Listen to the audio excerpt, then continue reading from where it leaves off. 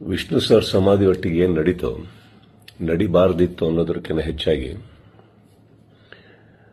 ಒಂದೊಂದು ಅರ್ಥ ಭಾಳ ಚೆನ್ನಾಗಿ ಮಾಡ್ಕೋಬೋದು ಇಲ್ಲಿ.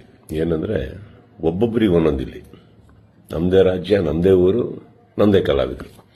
ಸೊ ಹೀಗಿರಬೇಕಾದ್ರೆ ನಾನೆಲ್ಲ ಅಭಿಮಾನಿಗಳಲ್ಲಿ ಕೇಳ್ಕೊಳ್ಳೋದು ಒಂದೇನೆ, ಇನ್ನು ನಾವು ಓಡಾಡಿದ್ದಾಯ್ತು, ನೀವುಗಳು ಓಡಾಡಿದ್ದಾಯ್ತು, ಎಲ್ಲರಲ್ಲೂ ಮನವಿ ಮಾಡ್ಕೊಂಡಿದ್ದಾಯ್ತು, ದಯವಿಟ್ಟು ಇದನ್ನು ಮಾಡಿಕೊಡಿ, ಸ್ವಲ್ಪ ನೋಡಿ. ಯಾಕಂದ್ರೆ ಒಂದು ಅಳಿಲ್ ಶಕ್ತಿ ಬೇಕಾಗಿತ್ತು ಇದನ್ನು, ಈ ಸಮಾಧಿನ ಉಳಿಸ್ಕೊಳ್ಳೋದಕ್ಕೆ. ಯಾರಿಗೆ ಅಧಿಕಾರದಲ್ಲಿದ್ದು ಯಾರಿಗೆ ಆ ಶಕ್ತಿ ಇತ್ತು ಅವ್ರ ಬಗ್ಗೆ ಹೇಳ್ತಾ ಇದ್ದೀನಿ. ಸೊ ಅದು ಮಾಡಲಿಲ್ಲ ಅಂದಾಗ ಇನ್ನು ಅವ್ರನ್ನೆಲ್ಲ ವಿಷ್ಣು ಸರ್ನ ನಾವು ನೋಡಿ ಬೆಳ್ಕೊಂಡು ಬಂದಮೇಲೆ ಒಂದಂತೂ ನಾವು ಕಲೀಲೇಬೇಕಾಗಿರೋದು, ಇನ್ನು ಭಿಕ್ಷೆ ಮಾಡೋ ಅವಶ್ಯಕತೆ ಇಲ್ಲ, ಕೇಳ್ಕೊಳ್ಳೋ ಅವಶ್ಯಕತೆ ಇಲ್ಲ, ಕೇಳೋ ಅವಶ್ಯಕತೆನೇ ಇಲ್ಲ, ಮುಗಿದೋಯ್ತಲ್ಲ.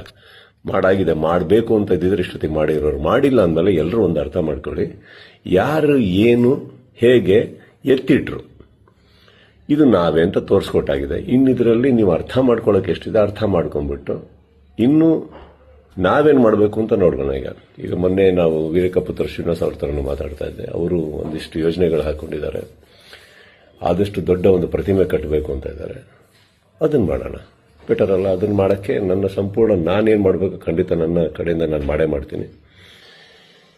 ಎಲ್ಲರಿಗೂ ಒಂದು ನೋವಾಗಿದೆ ಅನ್ನೋದೊಂದು ಗೊತ್ತು. ರಾತ್ರಿ ಅದು ನಡೆದಾಗ ಹೇಳಿತನವೂ ಹೌದು, ಮಾಡಿದವ್ರದ್ದು ಬಿಡಿ. ಆ್ಯಂಡ್ ನೋವಾಗುತ್ತೆ, ಬಿಟ್ಟಾಕಿ, ಈಗೇನು ಪ್ರಾಬ್ಲಮ್ ಇಲ್ಲ. 10 ನಿಮಿಷ ಕಣ್ಣೀರು ಹಾಕಬೇಕು, 11 ನಿಮಿಷ ನಾವೇನು ಮಾಡಬೇಕು ಅಂತ ಯೋಚನೆ ಮಾಡಿ ಮುಂದೆ ಹೋಗೋದು ನನ್ನ ಅಭ್ಯಾಸ. ನೀವೆಲ್ಲರೂ ಅದೇ ಮಾಡ್ತೀರಾ ಅಂದ್ಕೊಂಡಿದ್ದೀನಿ. ಕೈ ಚಾಚಿದ್ದು ಸಾಕು, ಇನ್ನೇನು ಮಾಡಬೇಕು ನಾವು ಮಾಡೋಣ. ಜೈ ವಿಷ್ಣು ಸರ್.